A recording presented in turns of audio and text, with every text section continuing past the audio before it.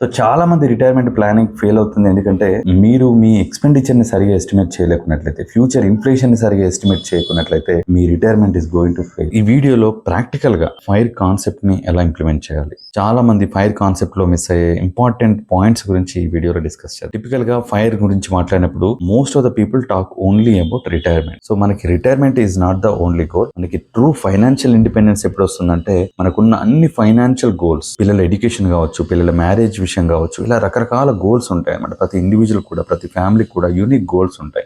So financial independence అంటే you have to achieve all those goals కావాల్సిన corpus మొత్తం కూడా మనం అక్యుములేట్ చేయగలిగినప్పుడే ట్రూ ఫైనాన్షియల్ ఇండిపెండెన్స్ అనేది అచీవ్ అయినట్టు.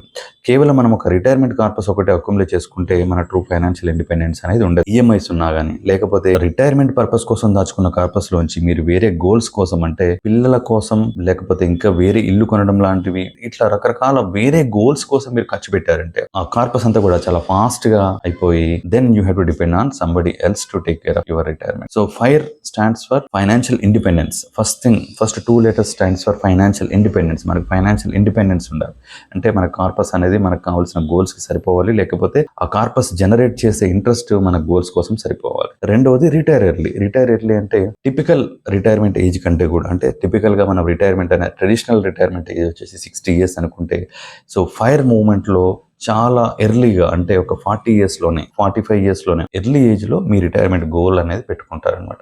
So FIRE stands for both financial independence, అంటే మనకున్న అన్ని గోల్స్ కూడా ఫుల్ఫిల్ అయ్యాయి, సో ఆ గోల్ కావాల్సిన కార్పస్ అంతా రెడీగా ఉంది, then you retire early. So retire early with required corpus. So చాలా మంది రిటైర్ ఎర్లీ పార్ట్ లో కూడా చాలా మిస్టేక్స్ చేస్తూ ఉంటారు. ఒక సింపుల్ ఎగ్జాంపుల్ తీసుకుందాం. సపోజ్ మీ ఏజ్ 30 years అనుకుందాం. సో మీరు 45 years కి రిటైర్ కావాలనుకుంటున్నారు. నెక్స్ట్ 15 years లో రిటైర్ కావాలనుకుంటున్నారు. సో మీరు మీ ఫైర్ నెంబర్ ఎంతో క్యాలిక్యులేట్ చేయాలి. సపోజ్ మీ మంత్లీ ఖర్చులు వచ్చేసి ఒక 25,000 అనుకుందాం పర్ మంత్. మీరు రిటైర్ కావడానికి 15 years టైం ఉంది. సో ఈ 15 years లో మనం ఒక సింపుల్ గా ఒక 5% ఇన్ఫ్లేషన్ వేసుకుంటే, ఇప్పుడున్న మంత్లీ 25,000 ఖర్చు మీరు రిటైర్ అయ్యే టైంకి దాదాపు ఒక 51,000 అవుతుంది 5% ఇన్ఫ్లేషన్ తో నెక్స్ట్ 15 years లో. ప్రెసెంట్ గా మన యాన్యువల్ ఎక్స్పెండిచర్ వచ్చేసి 25,000 ఇంటూ 12 3 lakh rupees. మీరు రిటైర్ అయ్యే టైంకి అది దాదాపు 6,23,000 అవుతుంది. సో దీన్ని మనం ఫైర్ నెంబర్ ఎలా క్యాలిక్యులేట్ చేస్తామంటే, ఈ యాన్యువల్ ఎక్స్పెండిచర్ ని మనం ఒక 25 times మల్టిప్లై చేస్తాము. యాన్యువల్ ఎక్స్పెండిచర్ ని 25 times మల్టిప్లై చేస్తే మనకు వచ్చే number 1,55,00,000. This is the fire number at a very very high level. Simple గా మీ యాన్యువల్ ఎక్స్పెండిచర్ ని ఇన్ఫ్లేషన్ అడ్జస్ట్ చేస్తాం మీరు రిటైర్ కావాల్సిన టైంకి. అక్కడి నుంచి దాన్ని మల్టిప్లైడ్ బై 25 years. సో మరి 25 years తో మల్టిప్లై ఎందుకు చేయాలి? 25 years తో మల్టిప్లై చేస్తే మనకి కార్పస్ సరిపోతుందా? ఫైర్ లో ఇంకొక రూల్ ఏంటంటే, ఏదైతే కార్పస్ వచ్చిందో, ఏదైతే ఫైర్ నెంబర్ వచ్చిందో 1.5 crore, ఈ కార్పస్ లోంచి విత్డ్రా ఎలా చేసుకోవాలనేది కూడా చాలా చాలా important. As per the fire concept లో మీరు ఓన్లీ మీ ఫస్ట్ ఇయర్ విత్డ్రావల్ అనేది ఓన్లీ 4% మాత్రమే ఉండాలి. 1.5 crore ఏదైతే కార్పస్ ఉందో దాంట్లో 4% అంటే it will come back again to 6,23,000. మనం ఇందాక క్యాలిక్యులేట్ చేసినట్టు మీ యాన్యువల్ ఎక్స్పెండిచర్. అంటే బేసికల్ గా ఏదైతే యాన్యువల్ ఎక్స్పెండిచర్ ఉందో ఆ ఎక్స్పెండిచర్ ని మనం ఫస్ట్ ఇయర్ విత్డ్రా చేస్తాం. రిమైనింగ్ ఇయర్స్ లో ఎవ్రీ ఇయర్ మనం ఇన్ఫ్లేషన్ అడ్జస్ట్ చేసుకుంటూ వెళ్తా ఉంటాం అనమాట. మరి ఇట్లా ఇన్ఫ్లేషన్ అడ్జస్ట్ చేసుకుంటూ వెళ్తే మన కార్పస్ ఎన్ని సంవత్సరాలు వస్తుంది? దట్ డిపెండ్స్ ఆన్ ఆ కార్పస్ ని ఎక్కడ ఇన్వెస్ట్ చేస్తాం. సపోజ్ మీరు బ్యాంక్ అకౌంట్ లోనే పెట్టుకున్నారు, ఎంటైర్ 1.5 crore మీరు బ్యాంక్ అకౌంట్ లో ఉంది, సేవింగ్ అకౌంట్ లో ఉంది. మన ఇన్ఫ్లేషన్ ఏమో 5%, మనకు వచ్చే రిటర్న్ ఏమో 3%. సో కార్పస్ అనేది చాలా ఫాస్ట్ గా అయిపోతుంది. ఈ కార్పస్ ఎక్కువ సంవత్సరాలు రావాలి అంటే వాట్ యూ షుడ్ డూ, ఈ కార్పస్ అనేది మీ ఎంటైర్ లైఫ్ స్పాన్ రావాలి. మీ రిటైర్మెంట్ కెరియర్, అంటే మీది మీ స్పౌస్ ది ఇద్దరిది కూడా. సో మీ ఎంటైర్ రిటైర్మెంట్ కెరియర్ మొత్తానికి రావాలి అంటే ఈ కార్పస్ అనేది మీ ఇన్ఫ్లేషన్ రేట్ కంటే కూడా కొంత పర్సెంటేజ్ ఎక్కువ పెరగాలి. సో మీ ఇన్ఫ్లేషన్ 5% ఉంటే మీ రిటర్న్స్ అనేది 5% కంటే ఎక్కువగా ఉండాలి. ఒక 8%, ఒక 10% ఉండాలి. సో ఇక్కడ ఇలిస్ట్రేషన్ కనుక చూసినట్లయితే మనం మన ఇనిషియల్ కార్పస్ 1.5 crore తో స్టార్ట్ చేస్తాము. ఇనిషియల్ గా ఫస్ట్ ఇయర్ ఎక్స్పెండిచర్ ఏదైతే ఉందో which is equal to 4% of your total corpus, which is equal to inflation adjusted your annual expenditure. రెండు మ్యాచ్ అవుతాయి అనమాట. సో ఈ చార్ట్ కనుక చూసినట్లయితే మీరు మన ఇనిషియల్ కార్పస్ 1.5 crore, మనకు వచ్చే రిటర్న్ ఒక 10% అనుకుంటే, అంటే దాదాపు 15 lakhs. మన యాన్యువల్ ఎక్స్పెండిచర్ వచ్చేసి 6.2 lakhs. సో ఇలా చూసుకుంటే మీ కార్పస్ అనేది ఎప్పటికీ కూడా తగ్గదు. మీ ప్రిన్సిపల్ అమౌంట్ కంటే కూడా ఎప్పటికీ తగ్గదు. ఈవెన్ మీరు ఎవ్రీ ఇయర్ ఒక 5% చొప్పున ఇంక్రీజ్ చేసుకున్నా కానీ మీ కార్పస్ అనేది ఎప్పటికి కూడా తగ్గదు.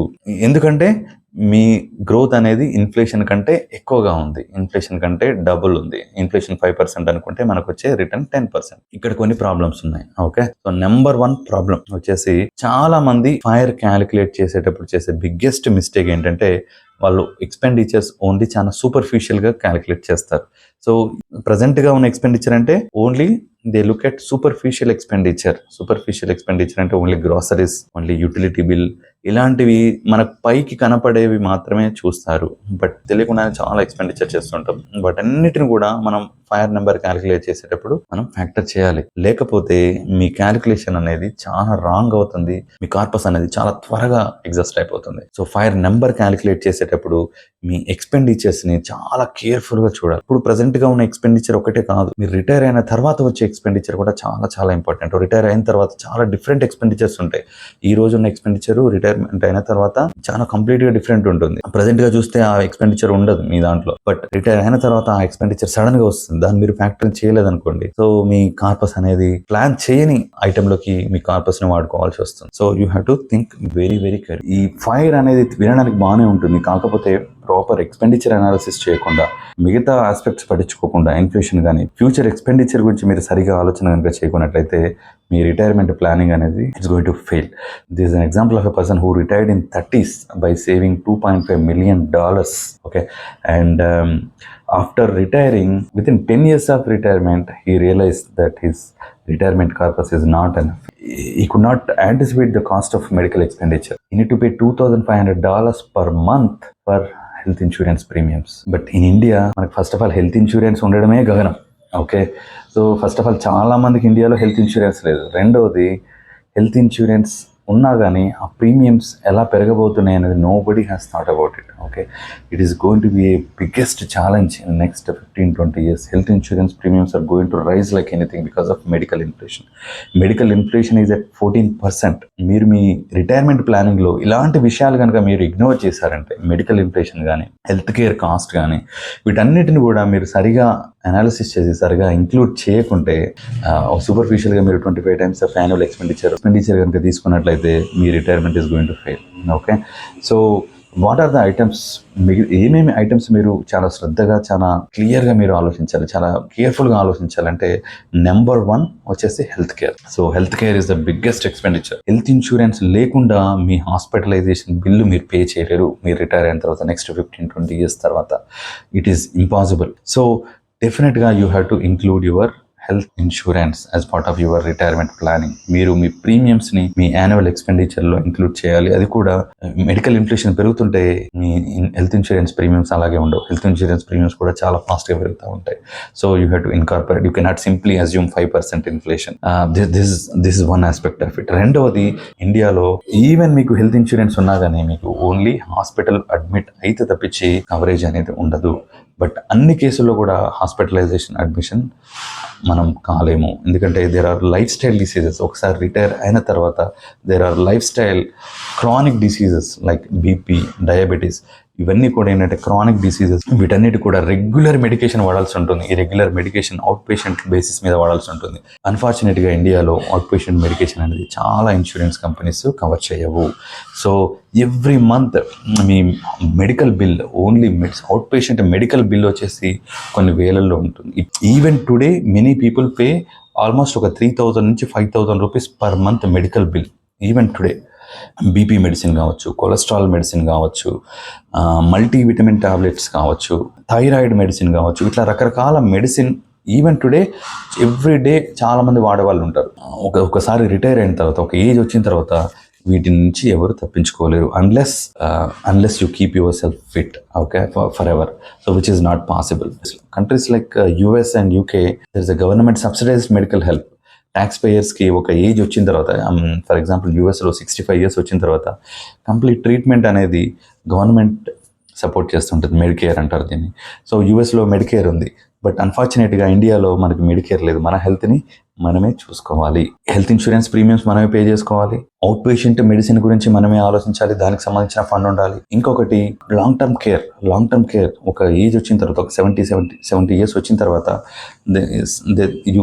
People require a long term care taker requirement ఉండొచ్చు. ఈ రోజుల్లోనే పేరెంట్స్ ఒక దగ్గర ఉన్నారు, కిడ్స్ ఒక దగ్గర ఉన్నారు. నెక్స్ట్ 15-20 ఇయర్స్ లో సిచ్యువేషన్ అనేది ఇంకా కంప్లీట్ గా డిఫరెంట్ గా ఉండవచ్చు. Already it has become so globalised. ఇంకా 10-15 ఇయర్స్ తర్వాత it is going to be even more globalised.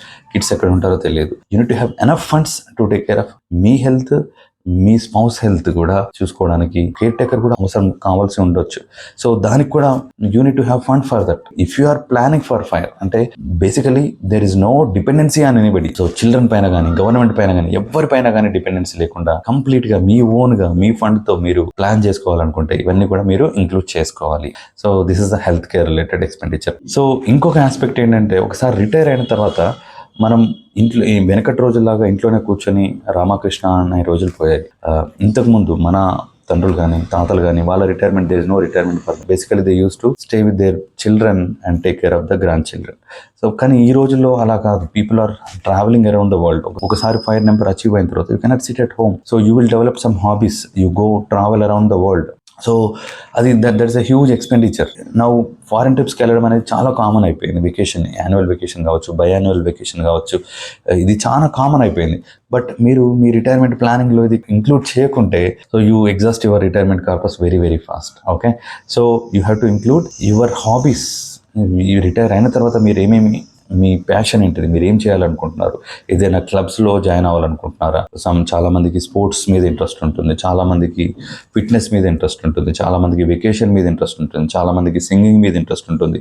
So మీ ప్యాషన్ మీద టైం స్పెండ్ చేయాలనుకోవచ్చు. కొంతమంది బుక్స్ రీడ్ చేస్తుంటారు.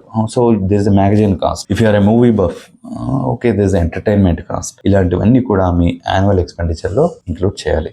సో దీంతో పాటు ఇంకేమున్నాయి? మోస్ట్ అండర్ ఎస్టిమేటెడ్ థింగ్ ఏంటంటే ట్యాక్సెస్. సో రిటైర్మెంట్ క్యాలిక్యులేషన్లో you only talk about returns, people forget about taxation. అన్ఫార్చునేట్గా ఏంటంటే చాలా మంది దీని గురించి కూడా ఆలోచించారు. They only talk about returns, 10%, 12%, 13%, 15%. ఈక్విటీలో 15% return కూడా వచ్చేస్తుంది. మీ రిటైర్మెంట్ ప్లానింగ్లో 15% రిటర్న్ వేసేసి, క్యాలిక్యులేషన్ వేసేసి you only need this much, so less. అన్ఫార్చునేట్గా life is not that easy.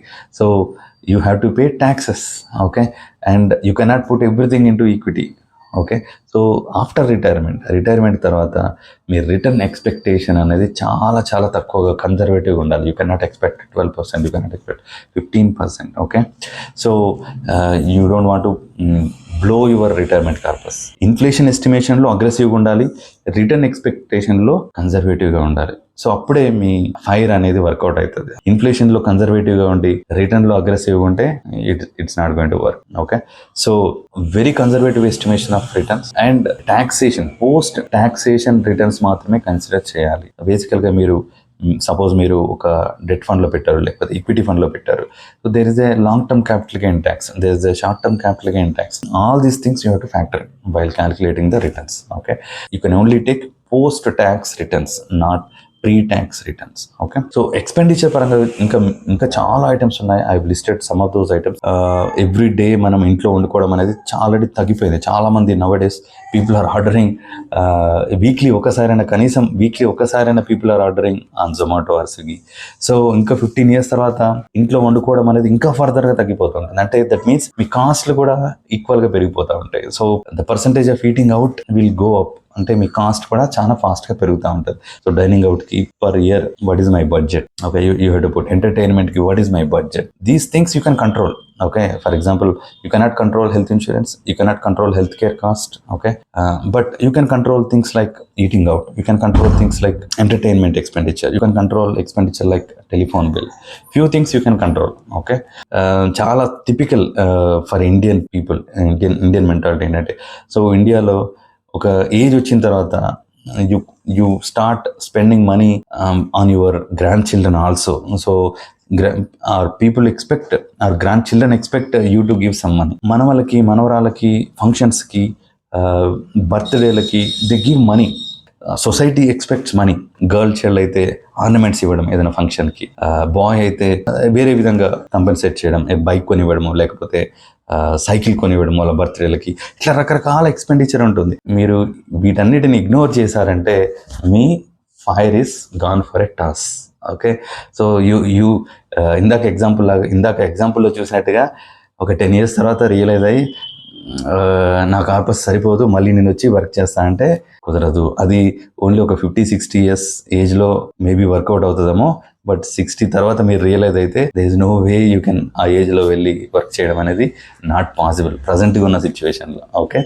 So be careful while calculating your FIRE number. Okay. So with that note I'm showing you another calculation here with exactly మనం ఏమైతే discuss చేసాం. ఒకటి మన regular expenditure, okay, daily groceries, maintenance, ఇవి కాకుండా అన్ని ఎక్స్పెండిచర్ని factor చేసి ఒక నెంబర్ కనుక క్యాలిక్యులేట్ చేసి మళ్ళీ దాన్ని మనం రివైజ్ చేసేసి అడిషనల్ లైన్ ఐటమ్స్ని యాడ్ చేసేసి ఆ ఫైర్ నెంబర్ ఎంత అనేది ఒకసారి మళ్ళీ చూస్తే, సో మనకి ఫైర్ నెంబర్ అనేది ఇక్కడ మీకు స్క్రీన్ మీద చూడొచ్చు. Okay. So this is the actual way of calculating your fire number. So if you want to be extra conservative, there is a fat fire. If you have a bigger expenditure, 5%, 6% kuda, if you want to withdraw in between for certain occasions, okay, then you achieve a fat fire where the fire number ni at least bump up by 50%. And the fire number ni 50% additional ga bump up chesi, if you create a corpus, then definitely you will be achieving your real fire. Okay, this is the real fire compared to normal fire or a dumb fire where you have not considered all these aspects. Just calculate the numbers. బొటాబొటి ఖర్చులతోని మీరు number calculate చేసేసి FIRE achieve అయ్యామని retire అయ్యారంటే మీరు చిక్కుల్లో పడతారు. So I don't want you be in trouble. Think properly, achieve your FIRE as early as possible. And what you need to do to achieve your fire? Number 1, start early. Start as early as possible. Immediately after getting a job, start saving something. Traditional saving లాగా 10% కాకుండా ఒక 30%, 40% initial కెరియర్లో మీకు ఖర్చులు అనేవి చాలా తక్కువగా ఉంటాయి. So dedicate as much income as possible to your savings, investing. Okay. And number 2, invest in proper asset classes. So you are investing for growth. So don't put it in very conservative asset classes like FDs or saving account. Investing in equities. So equities will create more wealth for you in the longer term. Short term lo fluctuation undochu, but longer term lo you will create more wealth by following these 2 simple steps. One is starting early and investing in equity, investing in consistently in equity. Okay, regularly, consistently in equity, you will achieve your fire very easily, very quickly. And just be careful with respect to your estimation of expenditures. Okay, so hope you understood financial independence and retire early. So మీకు video content నచ్చినట్టయితే please subscribe to the channel, like the video and share this video with your friends so that ఈ concepts ఇంకెవరికైనా ఉపయోగపడవచ్చు. మీకు నచ్చినట్లయితే సింపుల్గా ఒక comment కూడా చేయండి, ఎందుకంటే మీరు కామెంట్ చేసినట్టయితే ఈ ఇన్ఫర్మేషన్ ని యూట్యూబ్ ఇంకెక్కువ మందికి రికమెండ్ చేయడానికి అవకాశం ఉంది. కాబట్టి please, if you like, just show by commenting that you like. Thank you for watching. Wishing you all the best for your financial independence. Thank you.